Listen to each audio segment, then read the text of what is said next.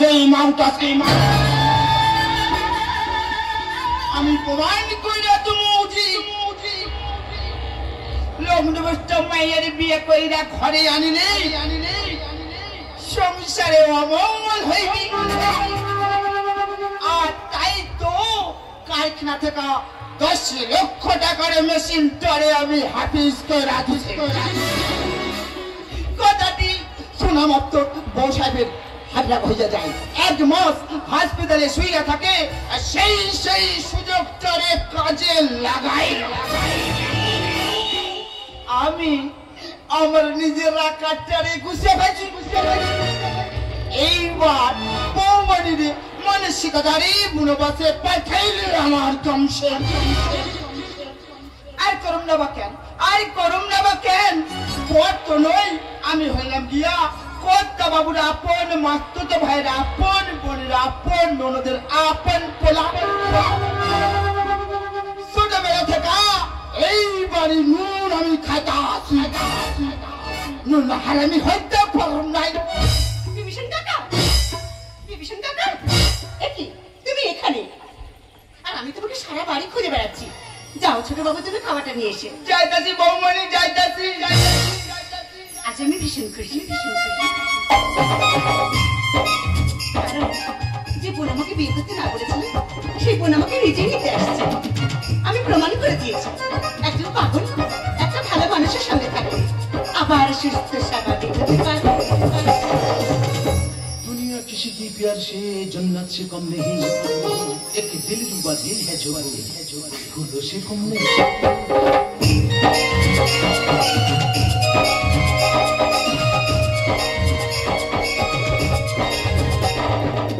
জানো একসময় ভালো তোমার মতো পাগল মানসিক ভারসাম্যের মানুষের এই পৃথিবীতে বেঁচে দেখছিলাম, কিন্তু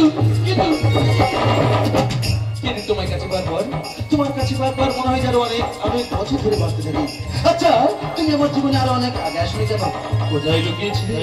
লুকিয়ে থাকবো কেন? তোমার কাছেই ছিলাম, তুমি খোঁজনি তাই পাওনি। ওই জন্য তো বলে অনেক শক্তিবান নামে গাল ছেড়ে দেয়, হার মানে দ্রুত নামে জীবন যুদ্ধে দাঁড়ায় তুই যেতে তারা বলে জিতবই আমি।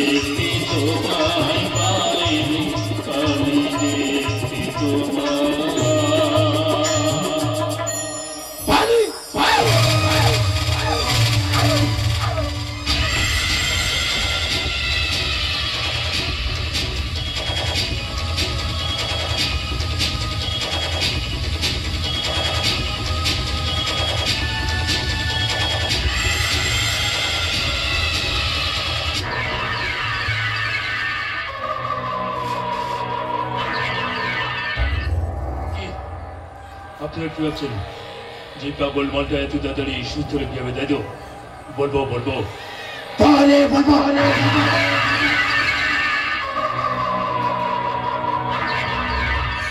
আবার অনেকেই ভাবছেন যে পাগল মালটা এত তাড়াতাড়ি এত খারাপ হলে কিভাবে? বলবো বলবো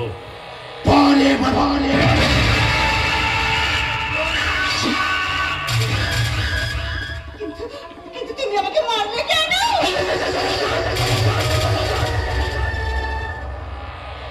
এই প্রশ্নটা তুমি করবে কেন? এই প্রশ্ন তো করবে দর্শক। আর আমি বলবো বলবো বলবো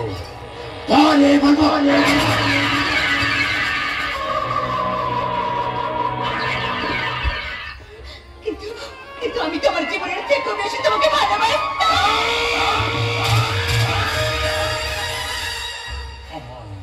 কেউ কোনোদিনও ভালোবাসেনি, কারণ আমি রাম নই। রাম আমার মা ছিল প্রতিমাই। দশরথ রায় সর্বকের সঙ্গে অবৈধ সম্পর্ক জড়িয়ে পড়ায় জন্ম হয়েছিল আমার, কিন্তু দশরথ রায় সর্বক সেই সম্পর্ক অস্বীকার করায় আমার মা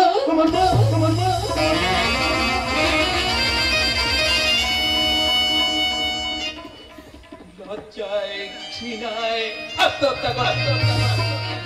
তখন আমার বয়স ছিল 5 বছর। এই বিভীষণ কাকা আমাকে রেখে আসে এক অনাথ আশ্রমে। আজ দিন দেখবে এই বাড়ির ছোট ছেলে রামের সঙ্গে আমার চেহারা হুবহু মিল। তখন গাড়ির ব্রেক ফেল করিয়ে রাম এবং রামের মাকে মারতে যাবে। রামের মা মারা গেলেও রাম বেঁচে যায়। তোমার সত্যি হারিয়ে ফেলে। আর বিয়ের দিন আমি বলরামকে মেরে লাশটা নদীতে ফেলে দিই, যাতে রামের সঙ্গে তোমার বিয়েটা হয়। আর বিয়ের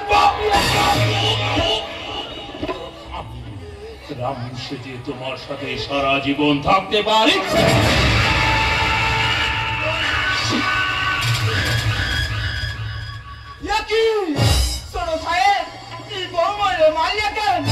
না মানতে এখনো মানেনি। কই মতে জীবন। যাও বাইরে অ্যাম্বুলেন্স দাঁড়িয়ে আছে, ভালো কোনো শ্মশান দেখে ওর বুকে মাটি দিয়ে দাও। যাও, চলে যাও। আর করুম না কেন? পর তো নই, আমি হইলাম গিয়া কর্তা বাবুর আপন মা। এই বাড়ি নুন আমি খাতা আসি খাও না হারানি হইতে পারুন না। চলে যাও বিষ্ণুকা, চলে যাও। বিষ্ণুকা গাড়ি শুধু মনে হয় কেউ জিনিস আছে। যাও। আবার আমাকে রাবণ থেকে রাম সাথে যাও। বিষ্ণুকা চলে যাও।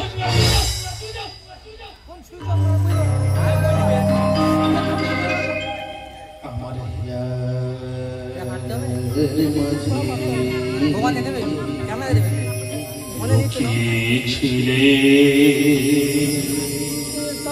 দেখতে তোমায় পাইনি, আমি দেখতে তোমার সঙ্গে একটু মজা করবো। সারা কার হলো না কেন? হবে না কেন? মারা গেছে, তাতে কি হয়েছে? সবাই তো জানতো মানুষ দেখ পরে। সারা মরা মানুষের রাম করতে কেমন হবে কি জানি। যাবে না, খাম যাবে না, কোনো বাধা দেবে না। তুমি তাই করি।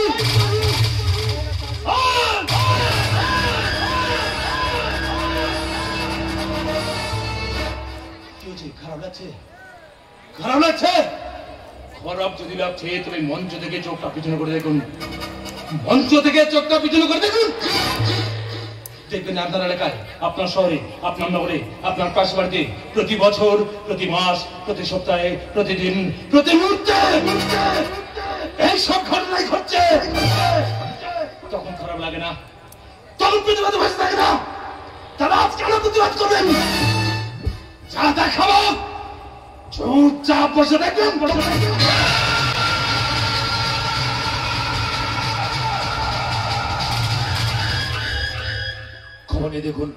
খবরে দেখুন আজও ভারতবর্ষের বুকে 3.5 বছরের কন্যাকে ধর্ষণ।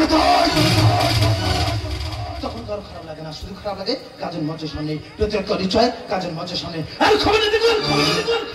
আজও ভারতবর্ষের বুকে 72 বছরের বৃদ্ধা মাকে ধর্ষিত হয়। তখনও কারো খারাপ লাগে না, শুধু খারাপ লাগে কাজের মঞ্চের সামনে।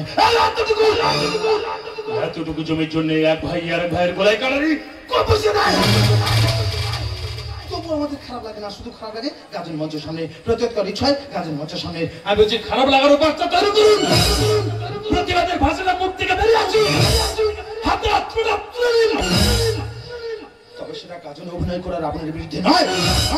আপনার এলাকায়, আপনার শহরে, আপনার নগরে, আপনার পাশ বাড়িতে যে সমস্ত রাবণরা ঘুরে বেড়াচ্ছে সেই সমস্ত রাবণদের বিরুদ্ধে আমার, আপনার, আমাদের সবার ভারতবর্ষ আবার রাবণ মুক্ত ভারতবর্ষ হবে। রাবণ মুক্ত ভারতবর্ষ। যত খারাপ দেখো কি ভাই, কি আছে? তুমি সব চুপটা বন্ধ করে দিয়ে বসে আছো, কি ব্যাপার? কি আছে? টাকা নেবে না? কি আছে? হ্যাঁ কি আছে? আরে এতক্ষণ আমি অভিনয় থেকে বাইরে বেরিয়ে গেছিলাম মানুষকে বোঝানোর জন্য। চলো ভাই, আমাদের যা আছে তাই হবে। চলো বাজো। স্নেহ মায়া মমতা দিয়েছে বিসর্জন, টাটকাবাসী বাছি ন আমি কলি যুগে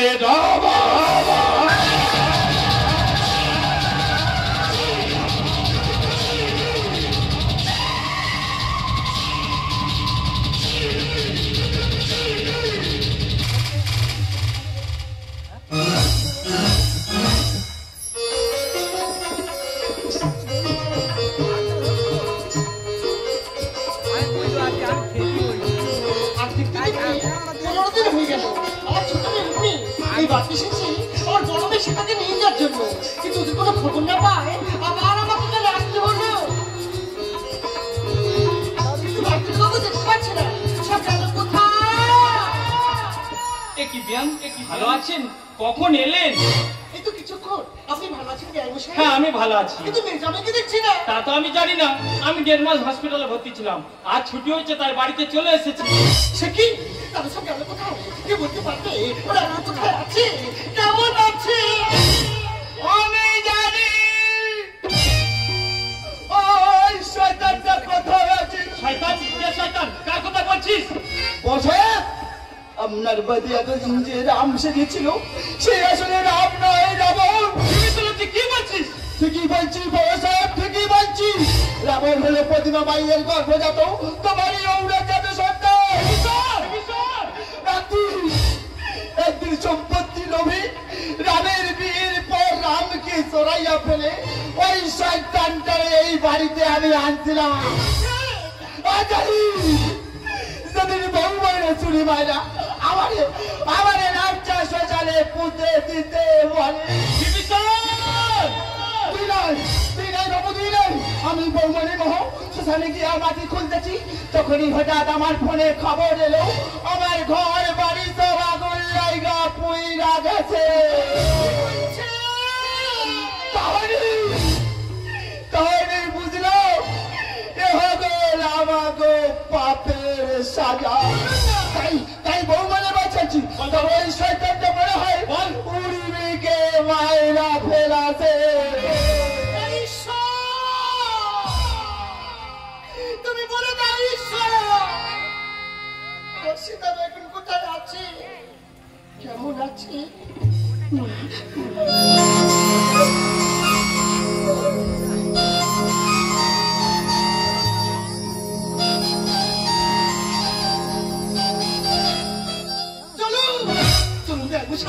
আমরা সবাই মিলে ওই শয়তানটার বিরুদ্ধে থানায় নালিশ জানাই।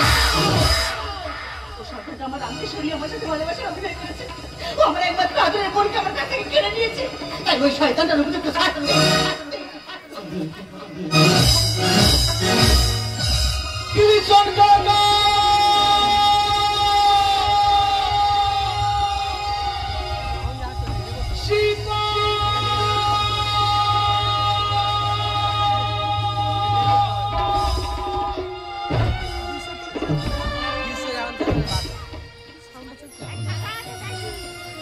আমায় কিছু যেন আজ কতদিন হয়ে গেল ওরা আমার পেট ভরে কিছু খেতে দেয়। সেটাকে তুমি ওর সাথে কথা বলছো না কেন? ও বুঝেছি, তুমি ওর সাথে কথা বলবো না। সেটাই তুমি কি ছবির মতো দাঁড়িয়ে থাকো, এসে দেখো কথা বলো না।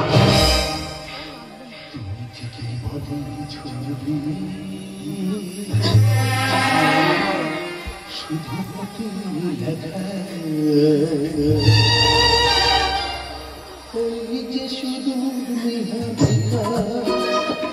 যারা আছে আকাশ ওই যারা দিন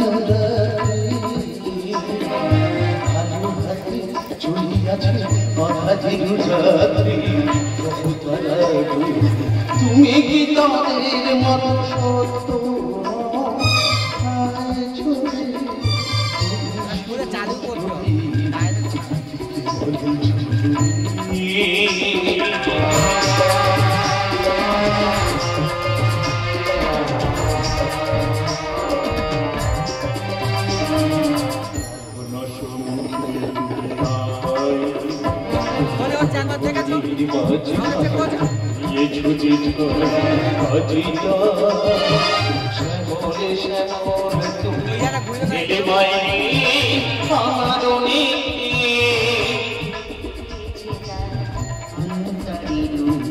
नहीं जाने केहू नहीं जाने कब सुर बाजे मोर काने वीरंतरी তুমি ছবি নাও ছবি নাও ছবি নাও শুধু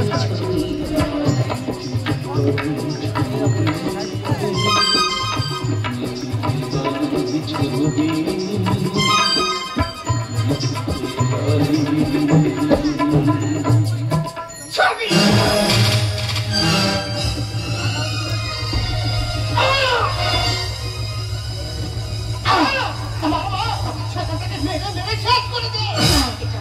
আমার সাথে ভালোবাসা অভিনয় করার জন্য না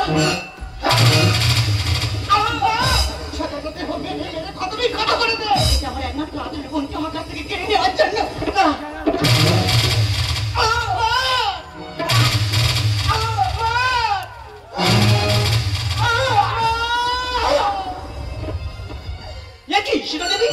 আপনি রাবণকে মারলেন কেন?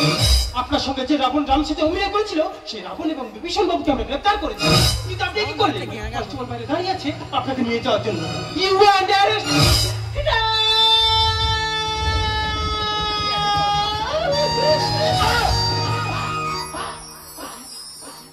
তুমি বিশ্বাস করো, তুমি বিশ্বাস করো, আমি তোমাকে মারতে চাই, আমি তো শুধু ওই শয়তানটাকে শেষ করতে চেয়েছিলাম।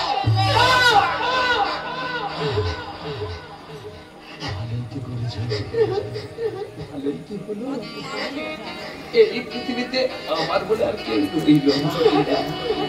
আমি যদি বলতে দেখি তোমার বারবার মনে হবে এটা রাম না রাবণ না, তোমার বারবার মনে হবে এরকম একটা কুৎসিত চেহারার মানুষ তোমাকে ভালোবেসেছে।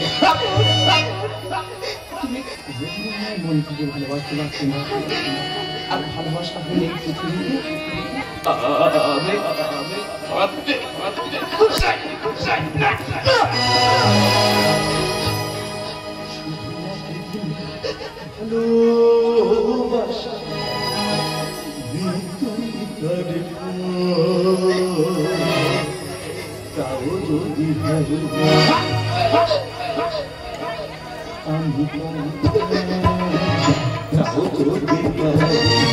চাই না বাঁচতে আমি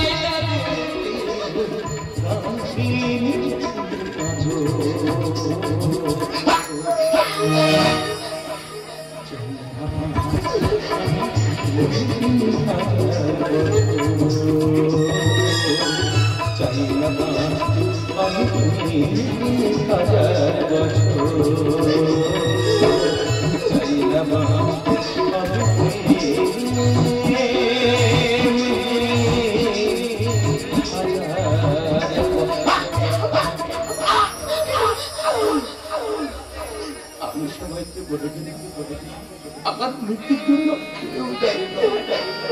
আমি নিজেই নিজেকে শেষ করে ফেলেছি। ছুটছে মানুষ লোভ লালসায়, স্বার্থের খেয়ালে হয়েছে দেহ। ভালোবাসার এই কষাই খানায়